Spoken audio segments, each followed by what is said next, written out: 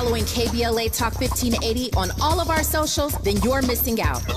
Download our app and find us on Facebook, Twitter, Instagram, YouTube, and on the web at KBLA 1580. That's right. Again, you can find all of our socials at KBLA 1580. We've got a lot to talk about. By the way, if you miss any of our weekday shows in real time, you can always catch up by checking out the podcast of your favorite shows at your leisure. At KBLA Talk 1580, we've got your black. Follow the leader when the leader. Oh my God. Follow the leader. Follow the leader. Follow the leader. Follow the leader. Follow the leader.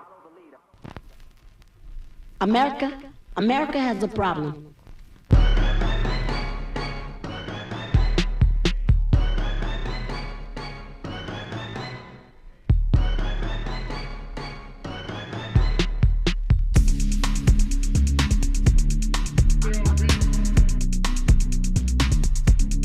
Heard you got that deep for me. Real love is deep for me. I'ma make you go weak for me. Make you wait a whole week for me. I see you watching. It's Monday. Thank you for checking in with RSVP with Jill Munroe here on KBLA Talk 1580. And like the station says, we have a lot to talk about tonight. I hope you are ready. I hope you had an amazing weekend. I hope you got some rest. I hope you stayed cool because this heat wave is bananas out there. It's record. I believe it was Death Valley. People were traveling there to see the hottest record on earth. I don't know why. I don't know why that's a thing, but that's what people do. Anyway, you're checking out RSVP with Jill Munroe, the show where we hit all the hot topics and trending headlines in entertainment, sports, culture, and lifestyle. We have got a great show for you tonight. So let's get into what we're breaking down, right? So Jordyn Woods, you know Jordyn Woods, she was Kylie Jenner's BFF. She's currently dating NBA player Karl Anthony Towns, the Minnesota Timberwolves. The two famously fell out, but now they seem to have rekindled their friendship. We're going to talk about that, the circumstances surrounding that, and if it's a good idea for Jordyn. We're also going to talk about rapper Sexyy Red. You know, she is buzzing around with her new single, Pound Town. We talked about that about a month ago at the BET Awards and Bobby Jones clutching his chest at the lyrics. Well, Sexyy Red recently went back to her old high school, and people are questioning whether or not this was appropriate. We're also going to talk about a new version of The Bachelor that is coming to TV screens this fall. And this time, The Bachelor they're calling him the Golden Bachelor. That's what the series title is going to be. We're going to talk about why they chose that title. Hint, he's a senior. We'll get into all of that. We're also going to talk about Dr. Dre. So Dr. Dre, obviously iconic music producer. Is Dr. Dre in the Music Hall of Fame, Rock and Roll Hall of Fame? I'm not sure. Not yet. I don't think so. Well, he will be one day. And he has some thoughts on today's rap music that he shared. So we're going to get into that, Dre's thoughts. We're also going to talk about dating apps. What percentage of users on dating apps are already in a relationship? I think you might be surprised, or maybe not. We're going to talk about that and why they believe the case is that this is happening. We're also going to talk in the third hour about my power move of the week. This is where I highlight an exec or business that is making moves for the culture. Tonight, we're going to get into the new Taco Bell CEO. He's a black man. We're going to get into his backstory and what's going on there. We're also going to talk about Dwayne Wade and his latest business move. He's always holding it down. And some other general things that are interesting that I'll share with you a little later. But before we get into all of that, of course, I have a few quick bites and conversation starters to get. Oh, my gosh, I'm forgetting. In the second hour, we have guests. We have actor and filmmakers Arthur J. Davis and T.K. Richardson. They're going to talk to us about their recent short film that has won 22 awards in various film festivals. They're going to talk with us. They have been featured on several TV shows and streaming shows that you are familiar with, and we're going to talk to them. So back to my quick bites and conversation starters. So you know it's official when you take it on Instagram. And one of our favorite DJs has just gone tonight, Instagram official with his new boo. D-Nice and actress Jennifer Freeman have announced that they are a couple. The two went Instagram official a couple of hours ago, and of course, all the comments are wondering when this happened, how this happened, full of congratulations. D-Nice posted a photo of he and Jennifer. They're smiling. They look very happy. You can go to D-Nice's Instagram if you want to see it. And he says the first slide, the comment actually that he left, the caption says, "A song worth singing." The second slide says, "You're my serendipity. I wasn't looking for you. I wasn't expecting you, but I'm very lucky to have met you." And so the comments are all here for it. Claudia Jordyn was like, "Y'all together?" ? Exclamation point. Comedian Affion Crockett said, "We need a group chat with him, Spice Adams, and comedian Royale Watkins to discuss." Holly Robinson Pete and Kyla Pratt both sent heart emojis. So D-Nice, Club Quarantine, was a rapper, started with BDP in the late 80s, producer, then was into photography and art, and we know over the pandemic became one of our besties through Club Quarantine. And he has former relationships with actress Melinda Williams and Kelly Coleman, who is a marketing exec. And Jennifer was married to retired NBA player Earl Watson. He's currently a coach. Well, he may not be coaching anymore because there was a head coaching change in Toronto, which was the last team that he was an assistant coach with, the Toronto Raptors. I believe he was there for 3 seasons. So congratulations to them. When you take it to Instagram, that means that you are official, you are stamped, and the love is real. So we want to shout them out. When we come forward, we're going to get into some of these trending topics that I discussed, and we're going to ask the good question of the night. All that and more, you are checking out RSVP with Jill Munroe on KBLA Talk 1580. Infusing a sense of fun and entertainment in every episode. You're listening to RSVP with Jill Munroe on KBLA Talk 1580. More when we come forward. Have you heard about Lendistry? Lendistry is a national black-led small business lender that is headquartered right here in LA. Once you've started your business, Lendistry provides flexible financing options starting at $50,000 to help you access the affordable capital needed to grow. Whether financing is needed to increase working capital, acquire a business, purchase inventory and equipment, or refinance debt, Lendistry has a solution for you. Lending products range from traditional business term loans and non-revolving lines of credit to SBA 7A loans and commercial real estate financing. Lendistry's pre-application process is simple and does not impact your credit score. Visit lendistry.com/KBLA to learn more and to get started with an application right from the website. I'm Kareem Abdul-Jabbar. I learned about atrial fibrillation the hard way. My symptoms would come and go, shortness of breath, fatigue. I kept going. Then I got so lightheaded, I couldn't. My doctor said I have AFib, so I'm about 5 times more likely to have a stroke. Other symptoms, irregular heartbeat, heart racing, chest pain can come and go, but the risk of stroke stays. If you have symptoms, tell a doctor. Visit notimetowait.com. Sponsored by Bristol Myers Squibb and Pfizer. KBLA Talk 1580. We've got a lot to talk about. KBLA Talk 1580 joins you in standing for education as a right, not a privilege. Charles R. Drew University of Medicine and Science is a private, non-profit, community-founded, student-centered university committed to cultivating diverse health profession leaders who are dedicated to social justice and health equity for underserved populations. CDU does this through outstanding education, clinical service, and community engagement. Recently, Charles Drew University made history by opening only the 5th medical school at an historically black university. Congratulations, South LA, and congratulations to the Dean of the medical school, Dr. Deborah Protho-Stith. CDU is now training doctors and providing $90 million in annual economic benefit to Watts and surrounding neighborhoods. To apply for medical school, get more information, or sign your child up for the Junior Doctors Saturday School program, visit cdrewu.edu. That's cdrewu.edu. At KBLA, we are dedicated to equity in education and ending healthcare apartheid. and we don't black down. This is a community call to action from KBLA Talk 1580. Hey, keeping you informed, entertained, and always ahead of the curve. This is RSVP with Jill Munroe on KBLA Talk 1580.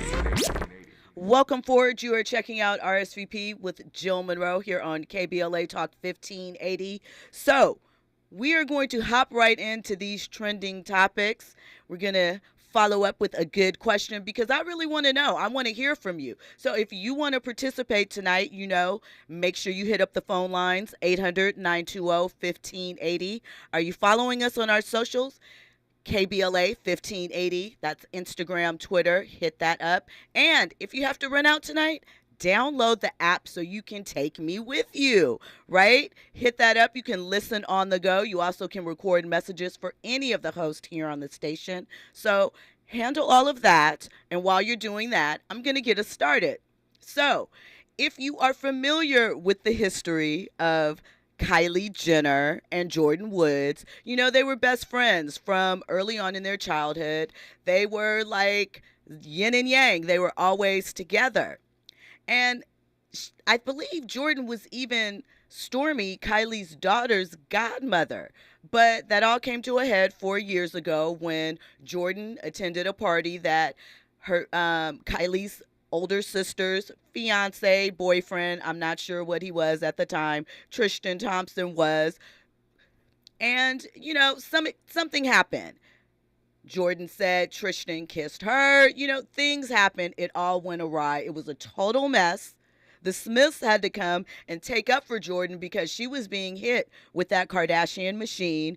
Larsa Pippen got in on it. So did Kimora Lee Simmons. They were tearing Jordyn down for something that Jordyn says wasn't her fault, that she wasn't trying to hook up with Tristan. He came on to her. Since then, we've seen, before and after, actually, Tristan in numerous situations and all of that. So I guess Kylie and Jordyn, it's a difficult situation. This is your best friend, your older sister, and the fiance. You probably feel caught in the middle. So they ended their friendship. But it looks like the two have started talking again. Over the weekend, they were spotted headed to dinner at a sushi restaurant in LA. According to the Daily Mail, there are photographs of the two together. And people are wondering if Jordyn has really, really thought this out. After everything that she went through with them, the way that she was treated, her life is going amazing now. Like I mentioned, she's been in a relationship with Karl Anthony Towns for quite some time now. She has had brand endorsement deals and lines. She's been doing a lot. So the good question of the first hour is, would you take a friend back who bad talked you or allowed others to bad talk you, especially publicly, and rekindle that relationship, even if it was a friend that you were friends with for a very, very long time? So I think that at times we are a lot harder on our non-romantic relationships than we are on our romantic relationships. I mean, we have different sort of expectations, sort of forgetting that it's two individuals in it. Now, with this situation, I don't know. Jordyn and Kylie probably really missed each other. It's been rumored that they probably started talking about a year ago. It's unconfirmed. I believe that. I think they probably started talking even sooner because they were really, really tight. Jordyn actually lived with Kylie for a period of time. So I'm sure that they missed each other. But sometimes I guess it's okay to let relationships be where they are. You can make up, you can even forgive the person, but you don't need to continue. So we'll keep an eye on this. You know that neither party shies away from the pap stroll. So if they hook up again and it's public and they want us to see it, I guarantee we'll see it. You never know what can happen. The Kardashians do have a series on Hulu. Maybe Jordyn will pop up on there. We'll have to see. I just think that Jordyn should proceed with caution. So our next trending topic, bubbling other, rapper Sexyy Red. Do you know who Sexyy Red is? Pound Town. We played a snippet of it. Andy might be getting it together for us so you could hear a little bit of it. So Sexyy Red, she's a 25-year-old rapper out of St. Louis. her song has become viral. It's, kind of trending all over the place, especially if you are a Gen Zer, probably, maybe a young millennial, are really into the song, TikToking. And so she, over the weekend, or maybe it was late last week, went to her old high school. Now, we know it's the middle of July, so I believe school is still out. Not sure if this was camp, summer school, some other type of extracurricular activity taking place in this gym. But Sexyy Red came in. The kids mobbed her almost like she was Michael Jackson in the 80s. They were going crazy. The DJ dropped her song. They were singing all the lyrics. But some people are upset. They feel like because of the language that is in her song, because of how she represents herself, it is inappropriate for high school kids to be exposed to this. I will say one thing that was kind of interesting when she walked in, because she put the video up on her Twitter and on her Instagram. So if you're curious to see it, go check that out. The first thing she did when she walked in was flip them off with 2 fingers. I mean, I know that that's kind of a young, a young thing to do, and you do it in your pictures. But come on, you coming in with high school kids. We don't need to do all of that. But the kids were very excited to see her. And like I said, she is from around their way. So the question becomes, I saw some chatter on social media. Someone was asking, why aren't they bringing in Black architects or Black doctors to talk to these kids? And to that I say, who says that they aren't? We don't know. We don't know that they don't have a career day. I also want to point out that it's summer school. And I remember that there were some occasions when I was in school. One, I knew the lyrics to questionable music. I think we all did. We found a way to hear it, whether our parents wanted us to or not. So that's the reality of it. The kids know the music. 2, there were special circumstances, like for kids that made the honor roll, or if you never missed a day of school. I never got that award for never being absent. But, they had special assemblies where they would do something nice or encourage the kids. So I don't know if this event was something like that, but I do think I understand the hesitancy because of where music is right now and some of the representation. But sometimes in order to inspire, you have to meet people where they're at. And the reality is she is not that much older than them, and they are listening to it. So I don't know if I feel like it's the worst thing in the world. It's summertime. It's a popular song. And she, again, is from their neighborhood. So she didn't just come to perform or anything like that. As a matter of fact, she didn't perform at all. She's giving back. So she came with bundles in hands for the girls and money for the boys to get haircuts. So the further part of the conversation was then, well, why is she coming with bundles and haircuts? We're so much more than aesthetics, which again, I understand, but sometimes those extra little things can mean a lot. I don't know, especially when you can be in a school setting and benefit from that. Again, I'm not sure. I just don't know if I necessarily feel the same amount of outrage that others do. You let me know what you think. If you feel like Sexyy Red dropping it, she didn't drop it, but her song Pound Town being played at a school function with high school kids is appropriate, or if that is somewhere that you draw the line, whether they listen to it outside of school or not. Okay, our next topic of the night, and this one I'm very interested in feedback, especially from Andy, and I think it's an interesting discussion. So Dr. Dre, we know, legacy, iconic producer, trendsetter. Dr. Dre has said that as far as he's concerned about today's music, he doesn't listen to a lot of that right? But he's not dissing it like you think. This is what his full statement was. He dismissed any negative sentiments about the current genre, about the genre's current state. He was on Kevin Hart's podcast, Heart to Heart. And Dre said, hip hop is what it is. If you don't like it, don't listen to it. You know what I'm saying? He said, while the topic of new music is questionable, he was like, he doesn't like it. He's not listening to it, but he's not hating on it. And he's never going to hate on it because it's a music for this time period and it may not work for him. But he does follow up and say, you could actually take your favorite records and write your version of your favorite records with your words on some of the tracks that are released now, and then go get the next track because they're using the same melody every time. He also said, if you know the words to the song, I don't care whose record it is, just make your own version of it. So he said, if you look at it, it's easier. The cadences are the same. They're rapping the same way on the records. If I got to go make a record right now, I could do that record easily, Dre is saying, of some of the popular music that is out now. So, Andy, I want to ask you, because you're into hip-hop. Yes, ma'am. What do you think about Dre's commentary? I agree with him 100%. And it's sad because I feel like I'm becoming that older generation.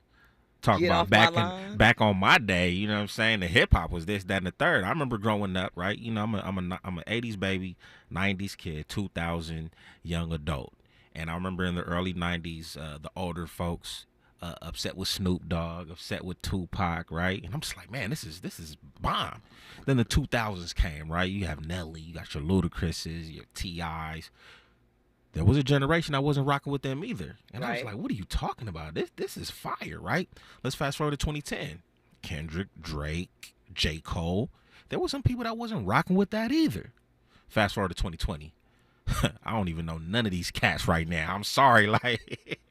So I feel like I'm becoming that individual that's like, I can't rock with this music.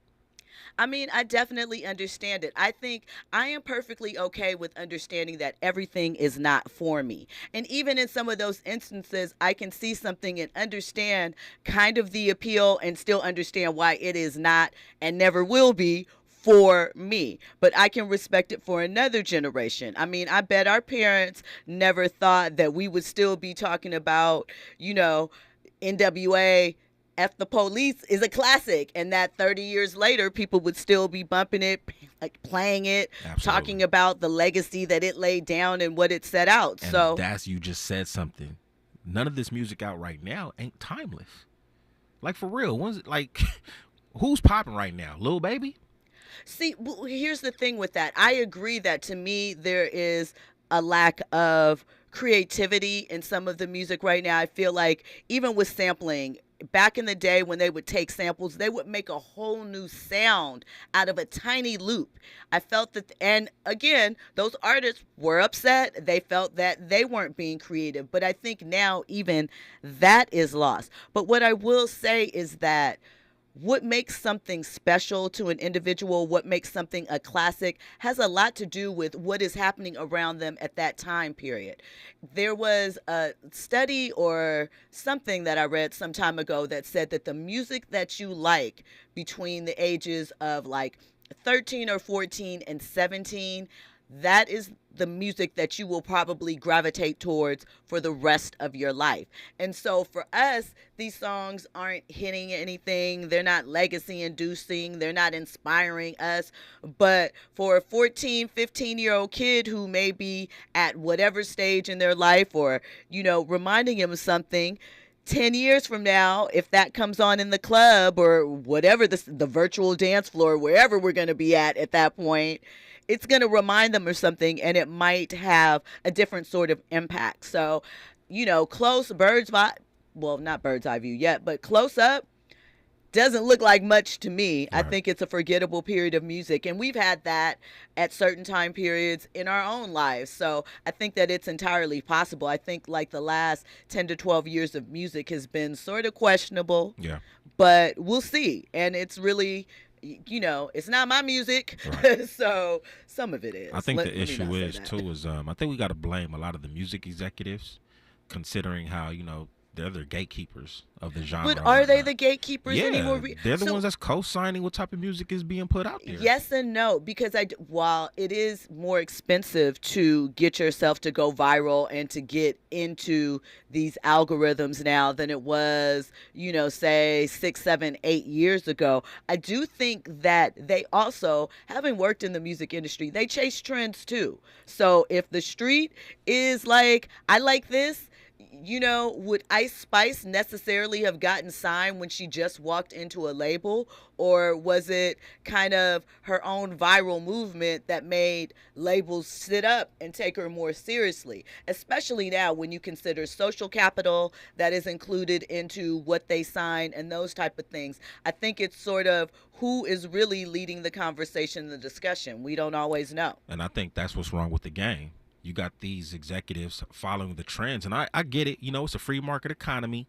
You know what I mean? If we see something buzzing over here, let's gravitate towards it or whatnot. But I think that's the problem, because back in the day, I felt like you had to go through like a chain of command to a degree, if that makes sense. You did. You had to go through a vetting process. You easily could become viral off of SoundCloud or whatnot. So you don't need to go through the whole artist development and this, that, and the third. And because of that, I see like a lot of rappers today, they look at the hip hop game as a hustle more so than something that it is that they love and something that they view as art. They view it as just a hustle. I 100% agree with that. It's just another tool in their brand box to try and sell a brand deal and, get their own 360 deal going. Yeah. And you're right. We don't have artist development was one of the first things to go. And that started going actually in the late 90s to early 2000s as we sort of started shifting from an album-based industry as far as the music industry to a more singles focused. So, it's going to be interesting to see how it rolls out. I wonder if it's not harder to get in and really develop an artist because you have to put out so much content along with the music. You have to keep feeding that social machine. And I think sometimes there is a distraction for those social numbers in order to give credence as to if something is art, is it poppin'? Is it something that we like? Does it have a TikTok dance? Is it trending on TikTok? Can we make it trending on TikTok? Who can we send it to do something with it? It's a totally different game. And unfortunately, not everyone that is an artist will get pushed to the forefront. But I feel like it's always been like that. There have always been some artists that may have not been presented or had the same type of support marketing wise or promotions wise and maybe or maybe not made it through. Right. And then too, we also have to question and change what our definition of success looks like within music too.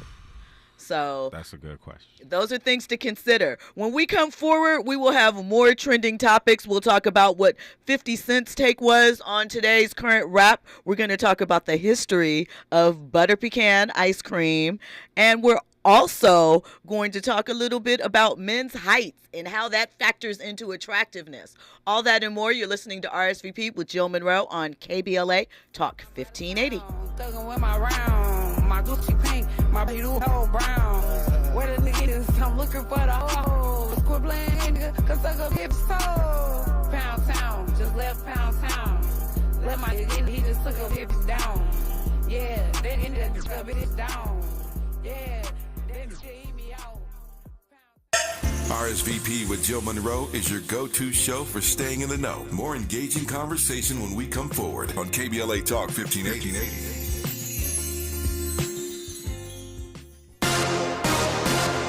I'm Esther Dillard, and here's the latest from the Black Information Network. Millions of people in the U.S. are dealing with extreme heat and smoke pollution from Canada. The National Weather Service says triple-digit temperatures could last through the middle of the week from Texas to the lower Mississippi Valley as a high-pressure dome moves westward.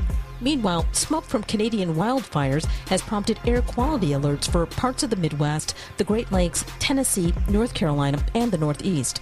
Heavy rain and thunderstorms caused many issues for American airports.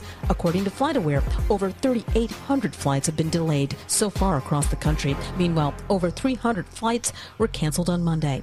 And lottery officials say the Powerball drawing is now at an estimated $900 million after no one matched all 6 numbers in Saturday's drawing. And that's the latest. I'm Esther Dillard from the Black Information Network and BINnews.com. Prime members save more at your Amazon Fresh store. As a Prime member, you'll save 10% on hundreds of items in store, from organic produce to pantry staples to handcrafted pizza. Head to Amazon.com/fresh locations and find a store near you. Follow the leader. KBLA Talk 1580. Follow the leader. If you're not following KBLA Talk 1580 on all of our socials, then you're missing out. Download our app and find us on Facebook, Twitter, Instagram, YouTube, and on the web at KBLA 1580. That's right. Again, you can find all of our socials at KBLA 1580. We've got a lot to talk about. By the way, if you miss any of our weekday shows in real time, you can always catch up by checking out the podcast of your favorite shows at your leisure. At KBLA Talk 1580, we've got your black. Got your beer. Follow the leader. Oh my God. Follow the leader. Follow the leader. Follow the leader. Follow the leader. Follow the leader. Mom's early Alzheimer's diagnosis was hard to take. And when I left the oven on, we decided together that it was time to see a doctor and make a plan. Early detection gave us more time to seek out information and support as a family. If you or your family are noticing changes, it could be Alzheimer's.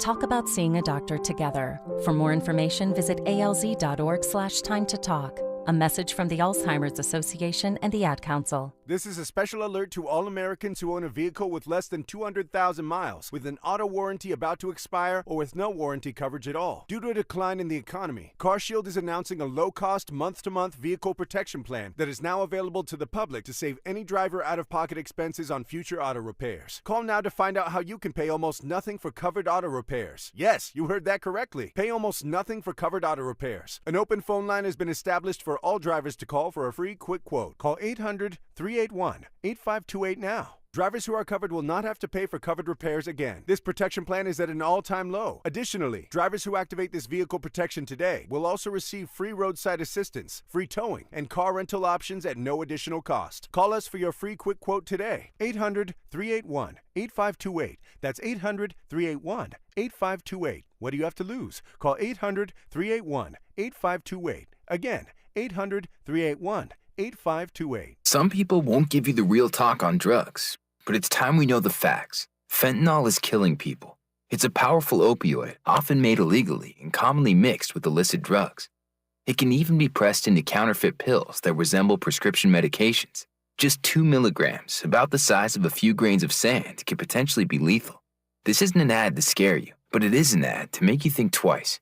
Get the facts. Go to realdealonfentanyl.com. This message is brought to you by the Ad Council. Sometimes we lose, sometimes we win. Sometimes we try to fit it all in. Sometimes we don't know what's in store. Sometimes we find what we're looking for. Sometimes we're rolling easy and free. Sometimes 1 and 1 makes 3. So much to love along this ride. That's why Nationwide is on your side. Nationwide Mutual Insurance Company and Affiliates, Columbus, Ohio. To my hometown, my community. Some of you have known me my whole life. Do you notice anything different about the kids in the neighborhood? Ever paid attention? You might start with gifts, money, attention. These are signs. Child trafficking is happening right here in this town. So don't just watch through the window. Pay attention. Because the more we know, the more we'll all know to say no. Learn the signs to look for and how to help at no-to-say-no.com. I'm James Alexander, a proud member of AARP. 1967, I was 17. That spring, my friends, the Barcades, and I made Soulfinger. It was a hit. Number 3 on the charts. That summer, we became the great Otis Redding's band. First gig, the famed Apollo. That fall, we toured. That winter found me in a morgue identifying the bodies of my bandmates and Otis Redding. My music and their memories bring me joy. The Barcades forever. What would you call a joy that is as solemn as it is sweet and knows no bounds? A joy that's beautifully rooted in soul and resilience. This is Black Joy, a joy that reflects pride and honor despite every challenge. AARP believes the power of Black joy is limitless, and we celebrate this joy supreme. Join us in celebrating Black joy at aarp.org/blackcommunity. KBLA Talk 1580. We've got a lot to talk about. KBLA Talk 1580 joins you in standing for voting rights. When We All Vote is a leading national nonpartisan initiative on a mission to change the culture around voting and to increase participation in each and every election by helping to close the race and age gap. Created by Michelle Obama, When We All Vote brings together individuals, institutions, brands, and organizations to register new voters across the country and advance civic education for the entire family and voters of every age to build an informed and engaged electorate for today and generations to come.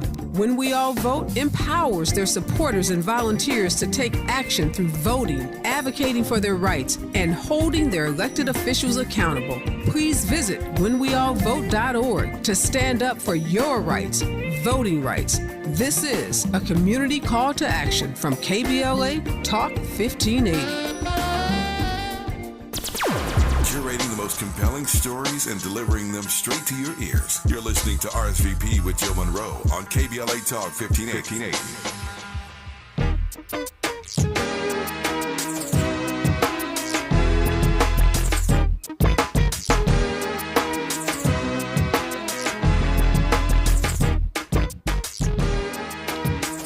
Okay, we're coming back with a little Aaliyah. I like that more than a woman.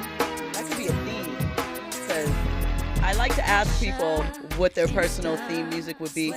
Mine changes depending upon the day and, you know, what I'm feeling. This could be one of them one day, maybe. It applies. Andy, do you have personal theme music? Something that you would, like, want to play when you entered a room or something or followed you? Something from Nip. Something from Nip? Something from Nip. Any song, actually, from Nip. Okay.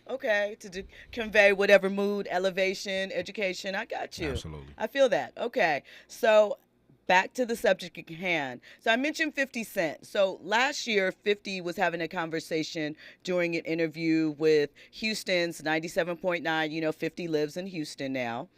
And they were having a conversation that is similar to this. And 50 said, the way to succeed right now is to mirror the style that is already flourishing in clubs and on radio playlists. No creativity required. So with that in the thoughts, let me know what you think. We've heard from Andy. You've heard my opinion. What do you think? Like, are you okay with just letting the kids have their music and it's for them and you seek out your entertainment in other areas, and maybe if a song or two rocks for you, you let it ride? Is that the best thing? I think it is. I think you have no choice but to, though, because everything changes, you know? Like, I think about the playlist that I got currently right now playing in my car, and it's nothing but like 90s and early 2000s.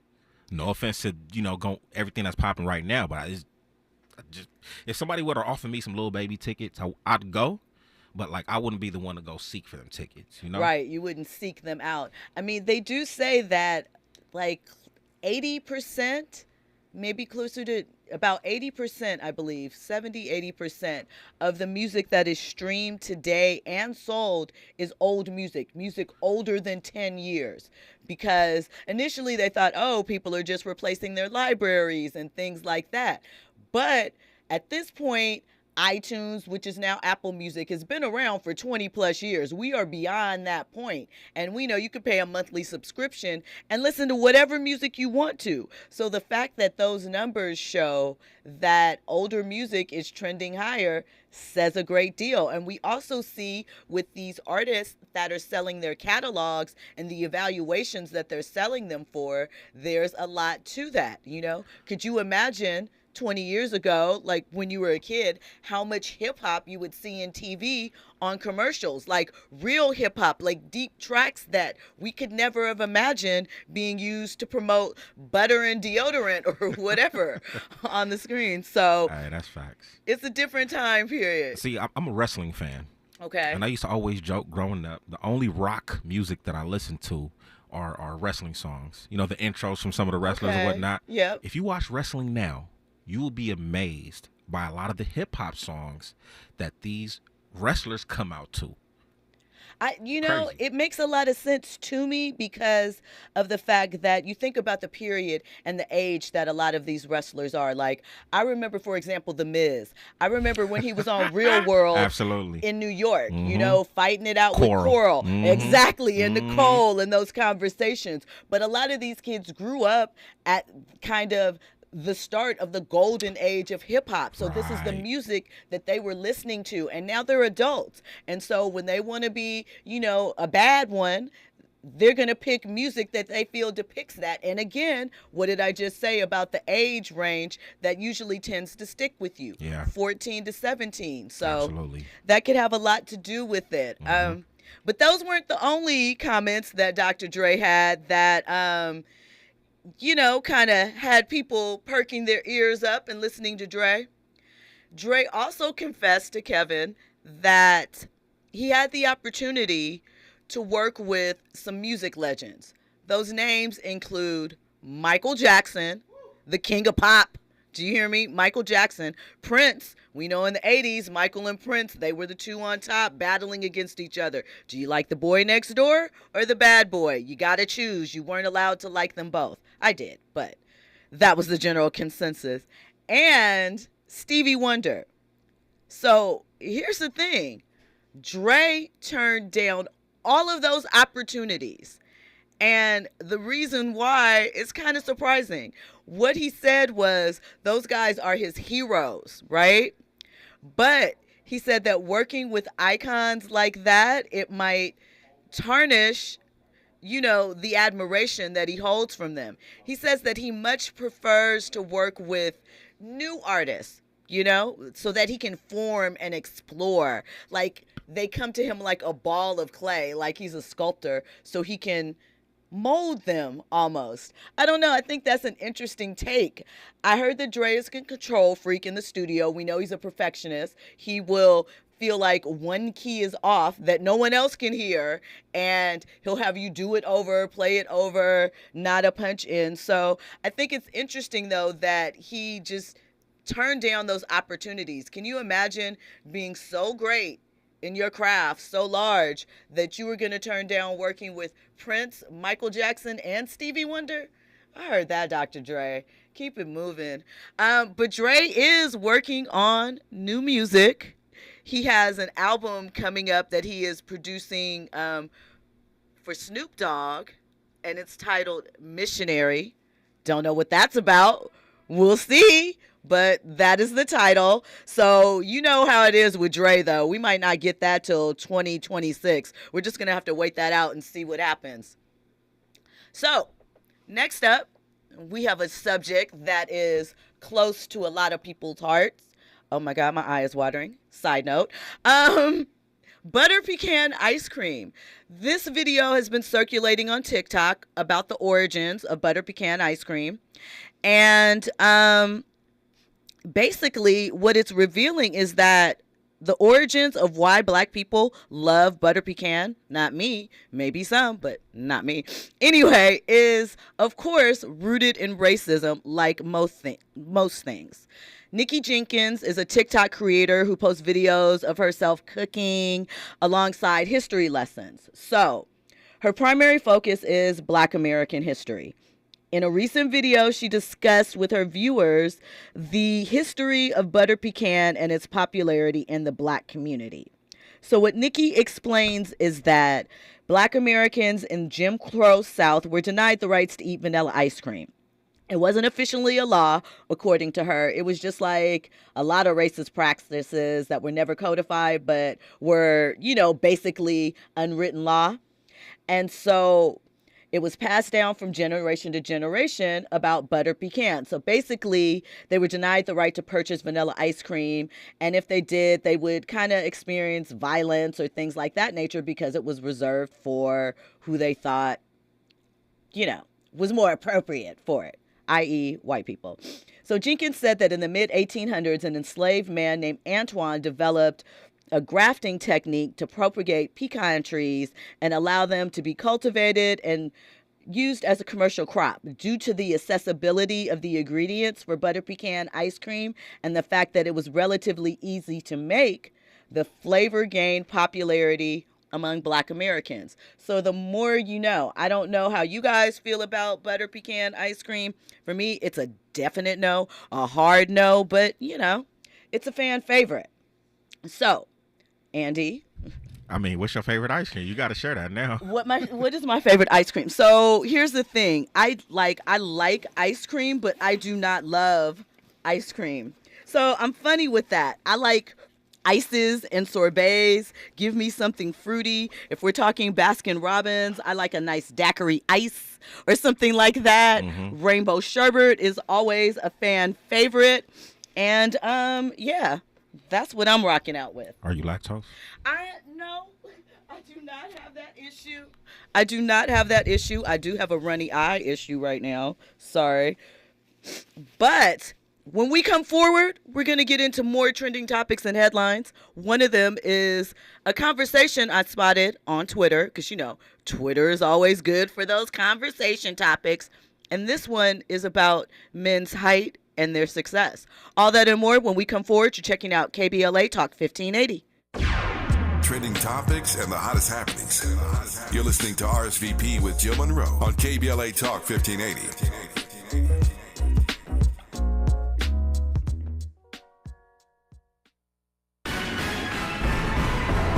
The family of Keenan Anderson is suing the city of Los Angeles for $100 million. Maisha Cairo here with your K-Black Minute News, brought to you by CaliforniaBlackMedia.org. Keenan Anderson, a high school English teacher that was visiting Los Angeles from Washington, D.C., was tragically killed at the hands of the Los Angeles Police Department in January of this year. His family, alongside civil rights and personal injury attorney Benjamin Crump and Carl Douglas, have announced a $100 million lawsuit against the city of Los Angeles. Crump and Douglas are representing Keenan Anderson's son, Sincere Anderson, and his mother, Gabrielle Hansel. The family is suing for civil rights violations, assault and battery, false imprisonment, and negligence on the part of the LAPD officers. The family of Keenan Anderson and attorneys Crump and Douglas want it to be known that this is only part of a systemic issue within the fabric of police departments everywhere. The Los Angeles Urban League helps African American and others in underserved communities achieve true social parity, economic self-reliance, and civil rights. For over 100 years, Los Angeles Urban League has ensured our communities have access to careers with living wages, opportunities to start and grow businesses, and clear pathways to personal and professional growth. Programs like BizCamp, Construction Career Academy, Bob Business Ready, and B-Warp. The Black Wealth Attainment and Retention Program are examples of the ongoing events designed to make our centennial mission to rebuild Black Wall Street right here in LA a reality. To sign up for our newsletter or to support the Los Angeles Urban League with your time, talent, and donations, visit laul.org. That's laul.org. The Los Angeles Urban League is a proud sponsor of Urban Family Focus, Saturdays at 7 a.m. on KBLA Talk 1580. JP Morgan Chase is building on the investments in California and around the country to help close the racial wealth gap and build a more equitable future. As part of JP Morgan Chase commitment, they are taking action to help improve financial wealth and access to banking in the Black community, helping more people open low-cost checking and savings accounts, hosting community seminars with supporting Black-led institutions by building awareness about financial investments, hiring community managers, and opening community center branches like Crenshaw, Inglewood, and downtown LA. Visit today, jpmorganchase.com/racial equity. Again, jpmorganchase.com/racial equity. Get the tools to help reach your financial goals. Visit today, jpmorganchase.com/racial equity. Again, jpmorganchase.com/racial equity.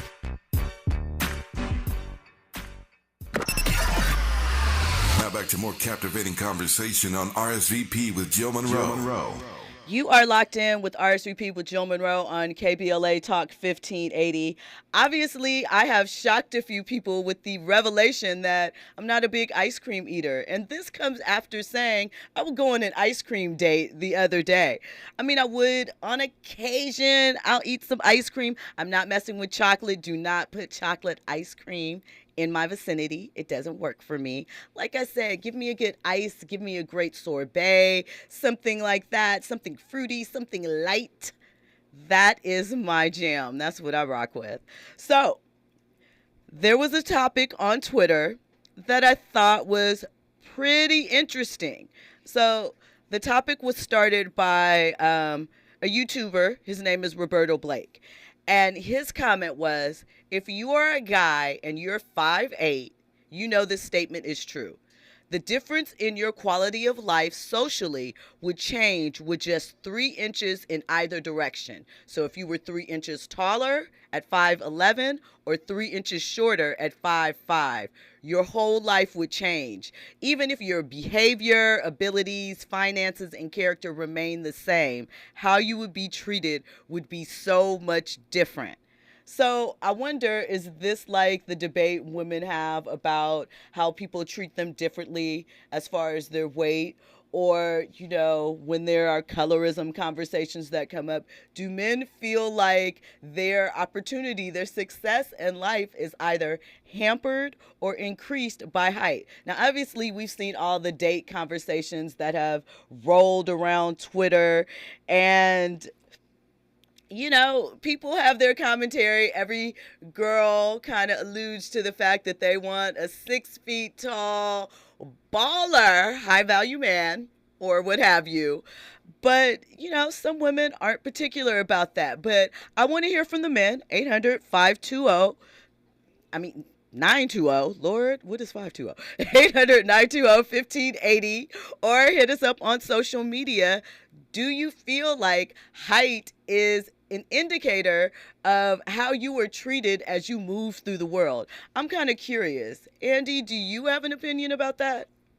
I'm asking because I really don't know. I would think that there's obviously some situations and times where it comes into play, but then you always hear about like short guys with big personalities, sometimes have a Napoleon complex. You know, you look at things like some of the actors and entertainers, and a lot of those guys aren't really tall.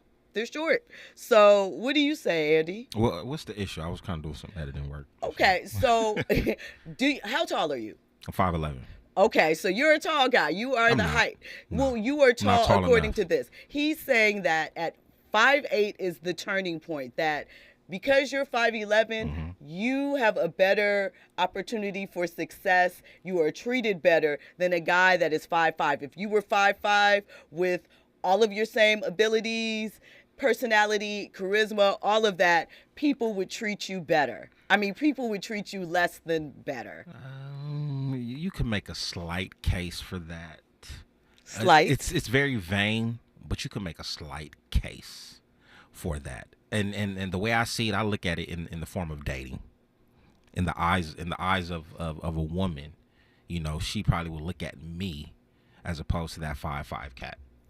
So here's the thing about that. Do you know that taller people are thought to be more intelligent and respected more? So there is something to it, you know? I don't know where it comes from. Yeah. I know people like to blame women for a lot of things, but I actually think this is something that started amongst men.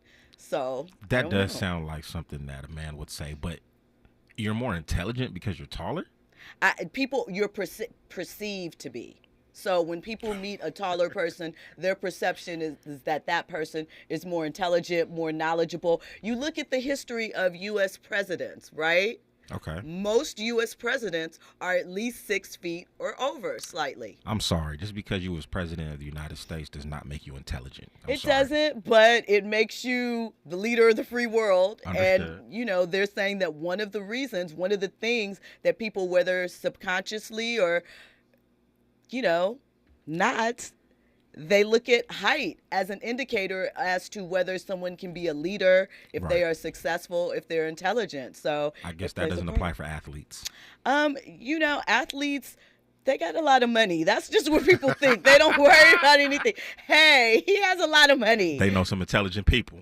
Listen, and that is not to stereotype. I'm sure there are some very intelligent athletes. They make moves, and then there are some that maybe aren't, but maybe they haven't had to utilize that skill set because they have another skill set that they can lead with, and they might be a little lazy. You know what happens? Mm-hmm. We pick all types of things that we focus on and will hang our hat on, It happens. So, when we come forward, not now, I'm just getting you trended up. We're going to have guests, right? We're excited about that. We're going to have filmmakers and actors Arthur J. Davis and T.K. Richardson coming up. We're also going to get into the second hour's good question of the night. I think that you guys will all enjoy this. We're going to discuss what is your favorite classic Eddie Murphy film? And we're going to talk about why. We're going to get into that. We're also going to talk about those dating apps that I mentioned and why a certain segment that is on these apps may already be in a relationship. We're going to get into that. We're also going to talk about The Golden Bachelor. So before we get into all of that, rapper Fabulous, he's had a lot to say lately. He was talking about why kids aren't at the cookouts, having the cookouts a couple weeks ago, even though he's grandfather and cookout daddy age. He talked about that. Well, he shared some of his thoughts on women in hip hop. That's a topic that we've been talking about quite a bit, and we just talked about Sexyy Red. Fap says that there's only one style of female rap being promoted right now. He said this on his Instagram story, by the way. Love hearing female rappers talk some real stuff.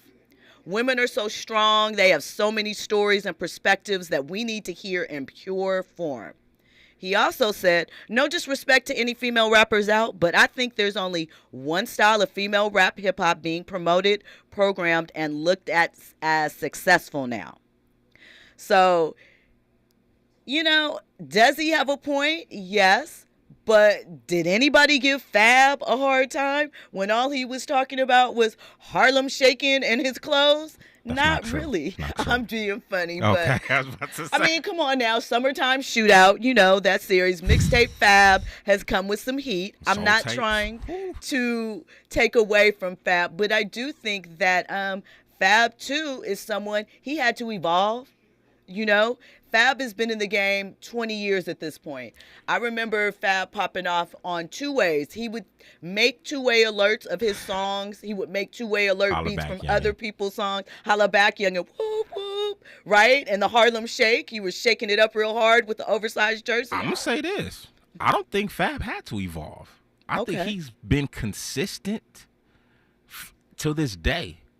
The issue now is just a new generation now. So it's like, he's not at the forefront now. I mean, I agree with that. I mean, the thing is interesting, though, when you consider Fab's career, right? 3 of his biggest hits involved women. Take You Home, What Should I Do, and Can't Let You Go. With Lil Mo, Superwoman, all of that. So we got to think about that. It's been about 4 years since Fab has put anything out. The most recent was, as I mentioned, his Summertime Shootout series. I believe that was the 3rd installment. So, we got to at least take Fab's opinion into consideration. It's been a repeated topic, and it's so interesting hearing about it from the male's perspective. He should be the last one talking about women, though. Okay. Well, when we come forward, we're going to get into Fab. When we come forward, we're going to get into more trending topics. We're going to have our guest, and I'm going to have another good question. All that and more, you're checking out RSVP with Jill Munroe on KBLA Talk 1580. Midnight, grinding, heart rate climbing. You go, I go, 'cause we share pillows. Me, leave me, there's still no separating. Morning massages. KBLA 1580 Santa Monica. I'm Esther Dillard, and here's the latest from the Black Information Network. Millions of people in the U.S.